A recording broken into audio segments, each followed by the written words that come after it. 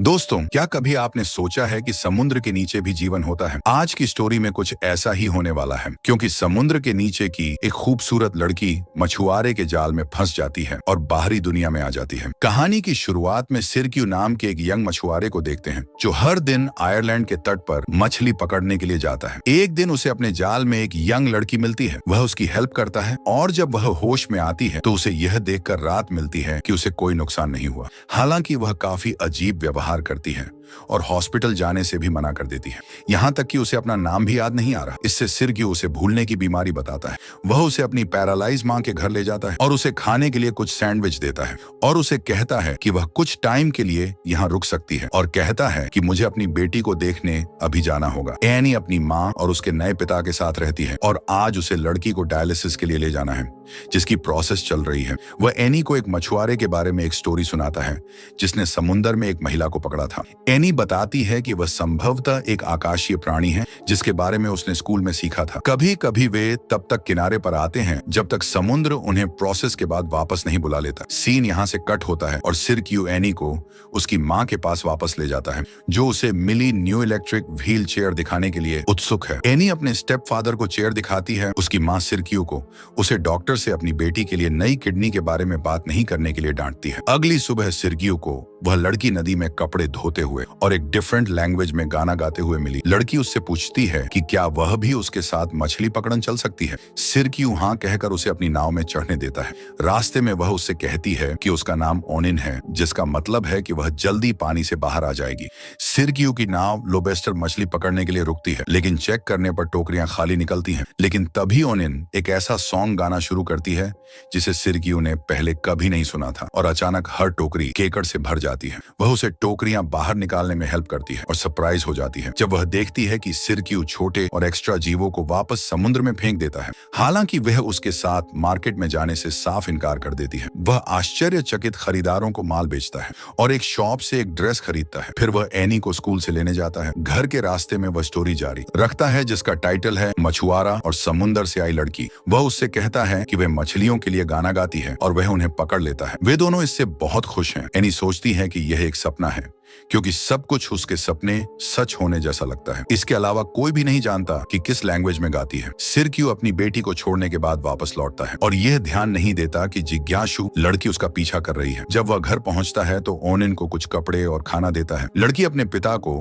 उससे से बातें करते हुए सुनती है, जो पूछता है कि वह उसके घर में कितने समय तक रहेगी। तो उसके लिए सिरक्यू ने फैसला किया कि वह हमेशा उसके साथ रह सकती है, जैसा कि परियों की कहानी में था। अब एनी के साथ सब कुछ उसके सपनों की तरह ही हो रहा है। एनी लाइब्रेरी में जाती है और सेल्की के बारे में बुक्स मांगती है। इस बीच सिरक्यू फादर के पास जाता है, यह स्वीकार करने के लिए कि वह एक शराबी है। भले ही उसने पिछले 2 साल से अधिक समय में शराब नहीं पी है, लेकिन हाल ही में उसे एक सपना आया है जहां वह अपनी एक्स वाइफ के नए हस्बैंड के अंतिम संस्कार में शामिल होता है, जिसके बाद वह मोरा के साथ फिर से रिलेशन में आ जाता है, जो अभी भी शराब की समस्याओं से झुंझ रही है।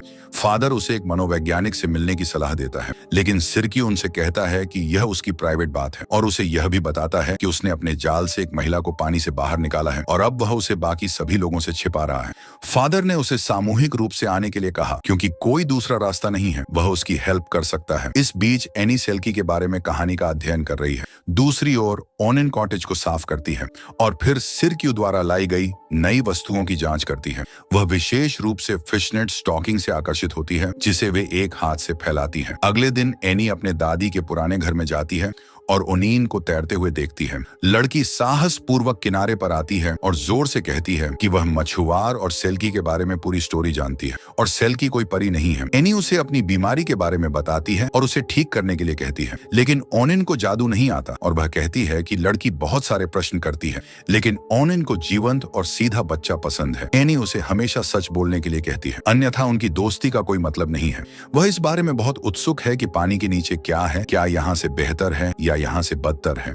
और एनी कहती है यह अलग अलग होता है, लेकिन वहां गाना आसान होता है। एनी ने बुक से सेल्की के बारे में जो कुछ भी सीखा वह सब कुछ उसके साथ साझा करती है और वह कहती है कि सेल्की तब तक जमीन पर रह सकती है जब तक कि उन्हें एक इंसान के साथ खुशी नहीं मिल जाती। वह अचानक बातचीत को अपनी दादी की ओर घुमा देती है, क्योंकि उसके पिता अभी भी उन्हें बहुत याद करते हैं और अपनी माँ को याद करते हुए एनी घर जाने की तैयारी करती है, जिस पर ओनियन उसे फिर से वापस आने के लिए कहती है। सिरक्यू भी सेल्की के बारे में जानने के लिए लाइब्रेरी से बुक्स लेने के लिए जाता है, लेकिन उसे यह पता चलता है कि पहले से ही उसकी बेटी इन सभी बुक्स को ले जा चुकी है। इस बीच एनी पड़ोस के बच्चों से मिलती है जो अपनी साइकिल्स का दिखावा करते हैं। एनी एक लड़की को अपनी व्हील चेयर के साथ खेलने देती है, जिससे व्हील चेयर की बैटरी डेड हो जाती है और वह उसे वहीं पानी में छोड़ देती है। बच्चे एनी को उसी स्थिति में छोड़कर चले जाते हैं, जिसके कारण उसे पैदल घर जाना पड़ता है, जहां उसकी मुलाकात एलेक्स से होती है। वह उसकी व्हील चेयर की बैटरी चार्ज करता है और उसे बताता है कि सेल्की का आविष्कार उसकी मातृभूमि स्कॉटलैंड में हुआ था,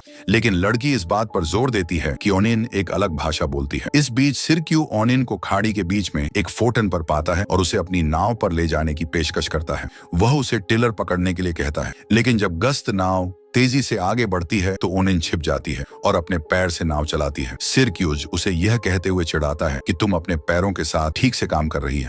फिर वह गाना शुरू कर देती है तो पाता है कि यह सैल्मन भरपूर पकड़ से भरा है, जिसे उसके जाल आमतौर पर इतना नहीं पकड़ पाते हैं। इससे पहले कि वह अपनी किस्मत का पूरा आनंद ले सके, सिरक्यूज गश्ती नाव को लौटते हुए देखता है। वन्य जीव अधिकारी सैल्मन को ढूंढते हैं और उसके झाल को देखने की मांग करते हैं, जिसका उपयोग वह उन्हें पकड़ने के लिए करता है। वह उन्हें सैल्मन को पकड़ने के लिए सामान्य जाल दिखाता है, लेकिन वह पूरी तरह से सूखे होते हैं, जिसका अर्थ है कि वह सच कह रहा है। हालांकि ऑफिसर ने लड़की को खाना खाते हुए पकड़ा तो वह पुष्टि करती है कि सिरक्यूज ने एक सामान्य जाल में सैल्मन को पकड़ा है और वे नाव से राहत महसूस करते हुए निकलते हैं। उन्हें राहत मिली कि अधिकारियों ने उनकी स्टोरी पर विश्वास किया और उन्हें शक भी नहीं हुआ। लेकिन जब ओनियन उसके साथ बंदरगाह की तरफ बढ़ी तो सभी लोगों ने उसे घूरते हुए देखा। सिरक्यूज ने अपनी मछलियों को बेचने के बाद उसे एक गिफ्ट देने की पेशकश की तो वह उससे एक ड्रेस मांगती है, जिसे वह खुद चुनगी। शॉप के रास्ते में वे एनी से मिलते हैं, जो रोमांचित है कि उनकी स्टोरी सिर्फ एक परिकथा नहीं है, और लड़की ड्रेस चुनने में ओनिन की मदद करती है, जबकि शहर के लोग दुकान की खिड़की से सुंदर अजनबी को घूरते हैं। बाद में एनी अपनी दादी के घर पहुंची, जो ओनिन के प्रयासों के कारण खूबसूरत और आरामदायक लग रहा था। ओनिन लड़की को तैरना सिखाने के लिए पेशकश करती है और वह सहमत हो जाती है। वह ऐसा करेगी क्योंकि उसके पास समुंदर से कोई है। वे दोनों उतले पानी में खेलते हैं। तभी ओनिन को अचानक पानी में कुछ दिखाई देता है और वे एनी को नाव पर चढ़ने के लिए कहती हैं। वे एक बंडल निकालती है, जिसे एनी पुराण कथाओं के अनुसार रेशमी कपड़े कहती है।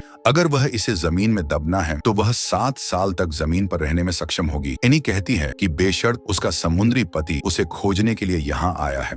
एनी की बात सुनने के बाद ओनिन ग्रीन हाउस में खोजी हुई वस्तु को दफनाती है और एनी सटीक स्थान याद रखने के लिए कदम गिनती है, जिसके बारे में वह बाद में अपने पिता को बताती है और उन्हें अजनबियों से सावधान रहने की सलाह देती है। इस बीच वे सभी नाव से स्थानीय महोत्सव में जाते हैं। ओनिन एनी के उस दावे से इनकार करती है कि वह विश पूरी कर सकती है, क्योंकि वह वास्तव में सेल्की नहीं है। परेशान एनी बहाना करती है कि उसकी व्हील चेयर के ब्रेक फेल हो गए हैं और वह अपने शब्दों की सच्चाई का परीक्षण करने की उम्मीद में पानी में कूद जाती है।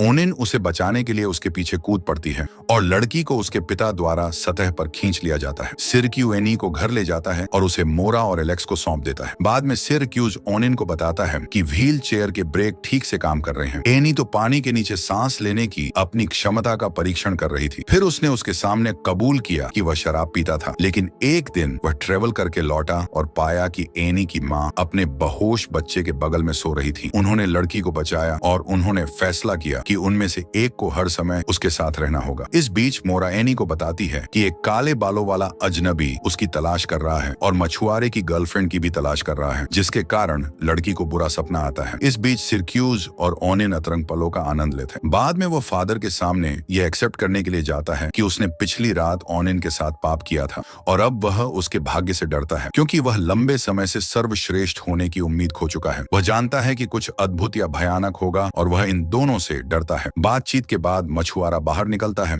तो एक अज्ञात व्यक्ति उसके पास आता है, जो ओनिन के बारे में प्रसन्न करना शुरू कर देता है। सिरक्यूज उसे इग्नोर करता है और चला जाता है। उस दिन वे एनी को हमेशा की तरह डायलिसिस के लिए ले जाता है, लेकिन जब वे घर लौटते हैं तो वहाँ कोई नहीं होता। मोरा और एलेक्स तो पास के बार में शराब पी रहे होते हैं। सिरक्यूज लड़की को वहाँ ले जाता है। अंत में वह घर पहुंचकर पाता है कि दरवाजे टूटे हुए हैं और ओनिन वहाँ नहीं है। सिरक्यूज उसकी तलाश करना शुरू कर देता है और अंततः उसे छुपी हुई पाता है। वह उसे उसके पति की याद दिलाती है और कहती है कि वह उसे लेने के लिए यहाँ आया था और वह यहीं कहीं है। इस बीच नशे में धुत मोरा अपनी बेटी की व्हील चेयर पर सवार है और एलेक्स की वार्निंग के बावजूद वह घर जाने के लिए दृढ़ संकल्पित है। दूसरी ओर सिरक्यूज ओनिन के साथ झरने के पीछे गुप्त जगह में छिपता है और एक इच्छा पूरी करने की पेशकश करता है, लेकिन उसकी एकमात्र इच्छा एनी को ठीक करने की है, इसीलिए वह चाहता है कि वह यहीं रुके। इस बीच ओनिन की खोज करने वाला व्यक्ति शहर के चारों तरफ गाड़ी घुमा रहा है।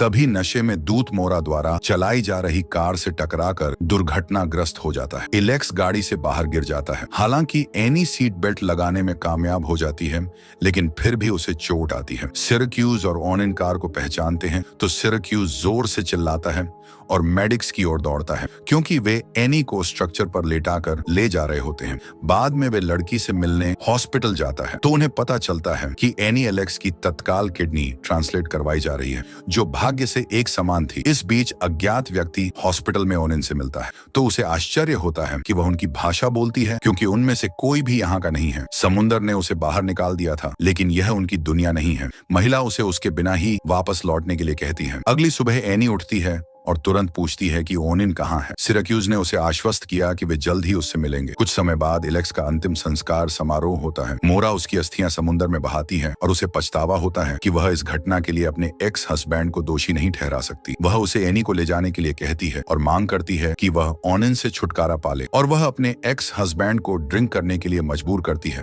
ताकि वह नशे में धुत होकर एलेक्स के आत्मा को शांत कर सके। सिरक्यूज नाव पर जाता है जहाँ ओनिन छिपी हुई है और उसे स्काई कहते हुए उसे समुद्र में ले जाता है, जहां वह मांग करता है कि वह अपने पति के पास लौट जाए और उसके लिए ही अपने गाने गाए। वह उसे समुद्र के अंतिम तट लाइट हाउस तक ले जाता है और जोर देता है कि उसे यहां से आगे जाने की जरूरत है। वह उसे वहीं छोड़ देता है और यह विश्वास करते हुए दूर जाने की तैयारी करता है कि लाइफ कोई परियों की कथा नहीं है। मनुष्य और सिल्क कभी एक साथ नहीं हो सकते। वह एनी को अलविदा कहने का मौका मांगती है, लेकिन वह वहां से भाग जाता है। लेकिन जैसे ही शाम ढलती है, जिस लोक पर वह बैठी है, जिसकी छाया एक महिला की दिखती है, जिसकी पूंछ भी है और रात होने का इंतजार कर रही है, वह समुंदर में कूद जाती है। सुबह फादर एक उदास सिरक्यूज को जगाते हैं, जो महसूस करता है कि उसने बहुत बड़ी गलती की है। वह एनी को हॉस्पिटल से घर लाता है। लड़की उसे दिलासा देती है कि ओनिन वापस आएगी, क्योंकि उसने उसका कुछ यहाँ छोड़ा है। बाद में एनी टीवी देखती है जहाँ आइसलैंडिंग बेड के सिंगर रोस्ट प्रदर्शन कर रहा था, तो अचानक सिरक्यूज उन शब्दों को पहचानता है। तो उसे एहसास होता है कि ओनिन तो एक साधारण ही महिला थी और वह लाइट हाउस की ओर भागता है। पहले तो वह उसे कहीं नहीं ढूंढ पाता और चिल्लाते हुए किनारे की ओर दौड़ता है, तो जल्दी उसे आग जलती हुई दिखाई देती है, जहां ओनिन खुद को गर्म कर रही होती है। सबसे पहले वह कहती है कि वे एक समुद्री जीव है जिसने उसके जादुई कपड़े ढूंढे और उन्हें दफना दिया ताकि वह हमेशा उसकी फैमिली के साथ रह सके। लेकिन सिरक्यूज उससे सच्चाई की मांग करता है, तो ओनिन एक्सेप्ट करती है कि वह एक सिंपल लड़की है। वह रोमानिया से अवैध पदार्थ पहुंचाने वाली एक तस्कर थी। वह अवैध पदार्थों से भरे बैकपैक के साथ नाव में थी।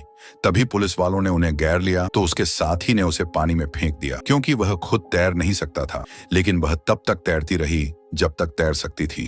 फिर वह असमर्थ होकर पानी में डूबने लगी, लेकिन तभी सिरक्यूज के जाल में फंस गई। लड़की ने उसे अपना असली नाम आयोवा बताया। मछुआरा उसे वापस घर ले आया, जहां अपराधी पहले से ही उनका वेट कर रहे थे, और वे उनमें से एक को बंधक बनाकर उन्हें फाइट करने की कोशिश करता है, लेकिन वह 2 हथियारबंद लोगों को नहीं संभाल सका। लड़की ने उन्हें ग्रीन हाउस में दबे कपड़ों की स्टोरी सुनाई, तो बदमाशों ने उसे लोकेशन दिखाने की मांग की, जिस पर सभी लोग ग्रीन हाउस में जाते हैं ताकि सामान खोज सकें। लेकिन वहां जाकर उन्हें कुछ नहीं मिला, क्योंकि एनी ने सूखे कपड़े कहीं और छिपा दिए थे। ओनिन एनी के साथ रहने का वादा करती है, तो वह उन्हें रियल लोकेशन बताने के लिए लोबस्टर जहाज पर ले जाती है। हर कोई फिर से नाव की ओर जाता है, लेकिन जब अपराधी टोकरी उठाते हैं तो एनी ओनिन को याद दिलाती है कि वह एक सेल्की है और वह नहीं भी है। तभी ओनिन अपराधियों को पानी में धक्का दे देती है। तभी सिरक्यूज भी दूसरे रोमानियाई को पानी में फेंक देता है, जिससे वह निहत्या हो जाता है, और पुलिस अपराधी के साथ ओनिन को भी अरेस्ट कर लेती है और ओनिन को निर्वासन होने का सामना करना पड़ता है, जब तक कि उसे वहां की नागरिकता नहीं मिल जाती या यहाँ के किसी आदमी के साथ शादी नहीं कर लेती। एनी एक्सेप्ट करने के लिए जाती है और कहती है कि उसके पिता जल्द ही नई शादी कर रहे हैं। मूवी के अंत में बताया जाता है कि सफेद पोशाक पहने हुए एक लड़की और एक सूट पहने हुए एक मछुआरा हनीमून के लिए अपनी नाव पर जा रहे हैं। एक आकाश में इंसान की खुशी के बारे में परियों की कथा को जीवित करते हुए मूवी यहीं समाप्त हो जाती है। Thanks for watching.